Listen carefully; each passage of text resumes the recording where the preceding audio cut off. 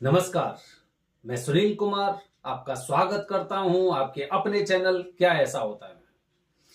दोस्तों, भगवान शिव के 12 ज्योतिर्लिंगों में कुछ ना कुछ तो ऐसी बात है जो इंसान आध्यात्मिकता से जुड़ा हुआ होता है वो समझ सकता है कि 12 जो ज्योतिर्लिंग हैं वो हमारे किसी ना किसी जीवन में भूमिका अवश्य निभाते हैं। अगर मैं बात करूं दोस्तों अपनी कुंडली के 12 भावों की, 12 भाव, 12 ज्योतिर्लिंग, 12 जो कुंडली के भाव होते हैं उनमें 10वां भाव व्यापार, बिजनेस या फिर कर्म का भाव भी बोल सकते हो उसे।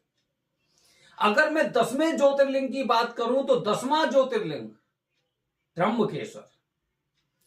दोस्तों, एक बात समझिए, हमारे जीवन में जब तक हमारा व्यापार, बिजनेस, नौकरी नहीं होगी, कैसा होगा हमारा जीवन, कितनी परेशानी आने वाली है। इसी तरह से हमारे जीवन का यह पूरा एक हिस्सा होता है कि कम से कम 10वां भाव हमारे जीवन का या कुंडली का वो इतना मजबूत हो, इतना मजबूत हो कि हम हर परेशानी को आगे खींच कर ले जाएं, उसे खत्म करते जाएं।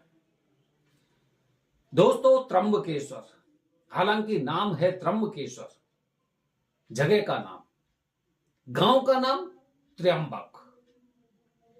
त्र्यंबक बोलिए या चुंबक बोलिए, कोई अंतर नहीं दोनों में। त्र्यंबक ही चुंबक है। और वो चुंबक किस तरह से है, पूरा वीडियो देखिए। अच्छा लगता है तो कमेंट बॉक्स में हर हर महादेव जरूर लिखिए। दोस्तों, हम में से न जाने कितने लोग अपने जीवन की परेशानियों से घिरे रहते हैं। अक्सर कुछ ना कुछ परेशानी, कभी शादी की समस्या, कभी बिजनेस की समस्या, कभी तनाव, कभी घर परिवार से संबंधित चीजें, कुछ ऐसी चीजें होती हैं कि हम उनसे स्ट्रगल करते रहते हैं, जिनमें मुख्य रूप से व्यापार, बिजनेस। अगर आमदनी होती रहती है, अगर किसी इंसान का अगर बिजनेस या नौकरी अगर सही ठीक तरह से चलती रहे तो जीवन की हर परेशानी से आदमी मुक्ति पा लेता है। लेकिन सबसे बड़ी समस्या यहीं से शुरू होती है, और जब यहां की समस्या शुरू हो जाती तो जीवन में परेशानियों का चक्र घूमता रहता है। कुंडली में किसी भी तरह का दोष हो, अगर मैं मंगल दोष की बात करूं तो मंगल दोष को छोड़कर बाकी कुंडली में कुछ भी समस्या हो तो चुंबक है ना, चुंबक आपके जीवन को, आपके शरीर को स्कैन करके उसमें से सारी नकारात्मक शक्तियों को खींच लेती है। ये ऐसी चुंबक है जिसे बोलते हैं त्र्यंबक। कुंडली में आपके में कालसर्प दोष हो, आप जानते हैं कालसर्प दोष के लिए सर्वश्रेष्ठ स्थान त्र्यंबकेश्वर बताया गया है। हालांकि काफी जगह इसकी पूजा होने लग गई है, लोग जगह जगह इसकी पूजा करवाते हैं, लेकिन अंत में आना यही होता है। चुंबक खींच रही है, चुंबक खींच रही है आपको। किसी भी तरह का कुंडली में कालसर्प दोष हो, 12 में से किसी भी तरह का, यहां पे तो आपको आना ही पड़ेगा। आज नहीं आओगे, अगले साल आओगे, अगले साल नहीं आओगे, 10 साल बाद आओगे, लेकिन आना यही पड़ेगा।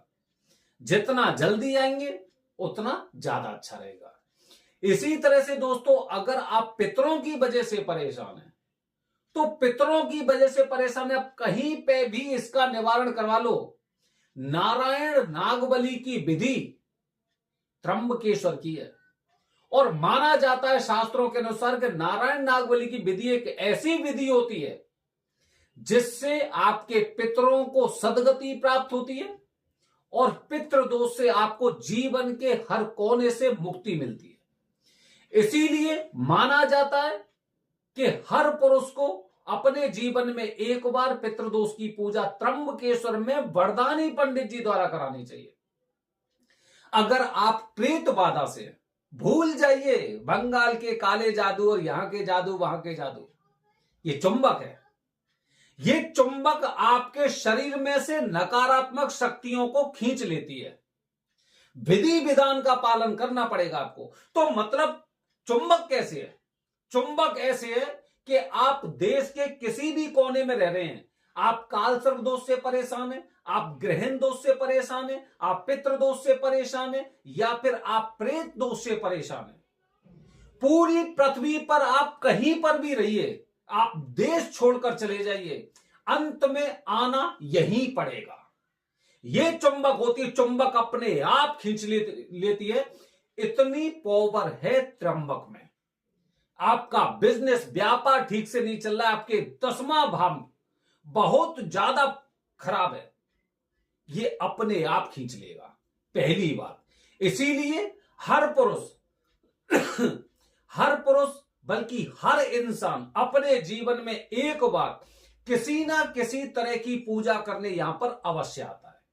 दूसरी बात बता रहा हूं दोस्तों, उदाहरण के लिए मैं अगर एक बार त्र्यंबकेश्वर जा रहा हूं, एक बार पहुंच गया, तो उसके पश्चात त्र्यंबकेश्वर महादेव भगवान शिव जी के ज्योतिर्लिंग मुझे अपने जीवन में 3 बार अवश्य बुलाएंगे। मतलब 3 बार मुझे त्र्यंबकेश्वर पहुंचना है, क्योंकि भगवान शिव जी की जो सकारात्मक शक्ति थी, जिस तरह से चुंबक के माध्यम से उन्होंने मेरे अंदर से नकारात्मक शक्तियों को खींचा और सकारात्मक मतलब पॉजिटिव एनर्जी को मेरी बॉडी में डाला, तो उसे चार्ज होने के लिए भी समय की जरूरत होती है। तो जैसे ही ये पॉजिटिव एनर्जी में कहीं पे भी जाता हूं, साल 2 साल तक इसकी शक्ति थोड़ी सी कम होती जाती है, और उसके पश्चात इसे चार्ज करने के लिए त्र्यंबकेश्वर महादेव खुद मुझे बुला लेते हैं।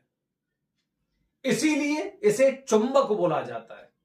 दोस्तों, जीवन में किसी तरह की समस्या से ग्रसित है, किसी भी तरह से, आप आंख बंद करके आप त्र्यंबकेश्वर चले जाइए। त्र्यंबकेश्वर जाने के पश्चात विधि विधान से पूजा करवाइए। विधि विधान मैं अपनी हर वीडियो में बताता हूं, मैं इसीलिए भी आपको बताता हूं कि कहीं पर भी आप छोटी सी गलती ना कर दें और फिर यह कहें कि मुझे पूजा का फल प्राप्त नहीं हुआ। मुझे पूजा का फल क्यों प्राप्त नहीं हुआ? मैं तो ये वाला चैनल देख के गया था। इसीलिए हर इंसान से बोलता हूं मैं, सबसे पहले घर से निकलने से पहले अर्जी, और त्र्यंबकेश्वर पहुंचने के पश्चात पेशी। पूजा सिर्फ और सिर्फ वरदानी पंडित जी से, किसी अन्य से पूजा करा रहे हैं, कोई भावताव आप करने जा रहे हैं, गरीबों वाली पूजा करने जा रहे हैं, तो उसके लिए आप खुद जिम्मेदार हैं। मैंने अपने चैनल के माध्यम से बताया है कि ग्रुप की पूजा कैसी होती है।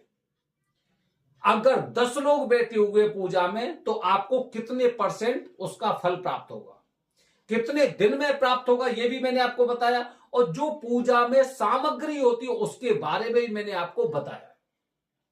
लोग पूजा करने तो जा रहे हैं, लेकिन पूजा के टाइम पर सब गरीब बन जाते हैं। ये लोग फ्लैट से जाएंगे, ग्रुप में पूजा कराएंगे। ये लोग पूजा कराएंगे, विधि विधान से पूजा नहीं करवाएंगे। ऐसे लोगों का कुछ नहीं हो सकता।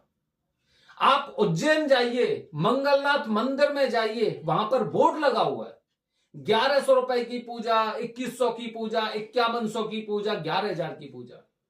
अगर मैं अपने मन में यह सोचता हूं कि 1100 की पूजा करने से मुझे 11,000 का फल प्राप्त होगा, तो मुझसे बड़ा मूर्ख कोई नहीं है। अगर मैं ये सोचता हूं कि त्र्यंबकेश्वर में ग्रुप में पूजा करके अगर मुझे इस पूजा का बहुत अच्छा मतलब एक ऐसा फल प्राप्त होगा जो प्राइवेट पूजा से मिलता है, तो ऐसी सोच मुझे लगता है कि जब हम कुछ ज्यादा सोचते हैं तो हमें हल्का फुल्का फल भी प्राप्त होने में विलंब होता है। दोस्तों, कुंडली के दोष है ये। जिस तरह से हमारे शरीर में कोई समस्या होती, मैं तो लोगों की सोच से बहुत चिंतित हूं। ये लोग मॉल में जाते हैं, रेस्टोरेंट में जाते हैं, अपने फ्लाइट से जाते हैं, बड़े बड़े शौक करते हैं, शादियों में, ब्याह में, पार्टियों में अंधाधुंध पैसा खर्च करते हैं, लेकिन पूजा इसी तरह की कर। ये हमारी कुछ मानसिकता है। घर पर हम पूजा करने वाले पंडित जी को आज भी 11 रुपए, 51 रुपए, 101 रुपए देते हैं। सोचिए, एक ब्राह्मण को दक्षिणा आपकी पीढ़ियों ने कभी बढ़ाई नहीं। आपके पिताजी भी उतनी देते थे, आपके बेटे भी उतनी दे रहे हैं, लेकिन यह नहीं सोचा कि कहीं ना कहीं हम इनडायरेक्ट रूप में ब्राह्मण का एक अपमान कर रहे हैं। जो ब्राह्मण अपने घर से पाठ पूजा करने के लिए यहां पर आया, अपने समय निकाल कर आया, उसे आप दक्षिणा क्या दे रहे हैं? इस मानसिकता से आपको बाहर आना होगा। त्र्यंबकेश्वर में गुरुजी ने ग्रुप की पूजा क्यों शुरू की? जिससे कि गरीब इंसान भी पूजा कर सके। हर इंसान पे इतने पैसे नहीं होते हैं, गरीब भी पूजा कर सके। लेकिन हम उस समय सबसे बड़े गरीब बन जाते। मेरे पास तो कहते हैं कि हम तो मीडियम फैमिली से हैं। अगर इनका व्हाट्सएप पे फोटो देखेंगे तो 4 व्हीलर में बैठे हुए आईफोन से बात करते हुए इनके फोटो होते हैं। तो थोड़ा सा इन बातों को ध्यान रखना होगा, अन्यथा आप एक ऐसे स्थान पर पहुंच रहे हैं जो चुंबक की तरह आपके अंदर से सारी नकारात्मक शक्ति को खींच लेती है और सकारात्मक शक्ति से आपको बूस्ट कर देगी, जिससे जीवन में आपको समस्याओं का सामना नहीं करना पड़ेगा, बल्कि समस्या आपकी खत्म हो जाएंगी। दोस्तों, इस तरह से त्र्यंबक ही नहीं, ये चुंबक है। इंसान एक बार जाएगा जरूर, अपने दोषों के निवारण के लिए या फिर एक पॉजिटिव एनर्जी को पाने के लिए, क्योंकि 10वां ज्योतिर्लिंग कारोबार, बिजनेस, व्यापार, और ये तो अपने परिवार को, फैमिली को, समाज में अपने आप को प्रतिष्ठित करने के लिए ये भाग ही मजबूत होना चाहिए। बने रहिए हमारे चैनल के साथ दोस्तों। हर हर महादेव, हरिओम।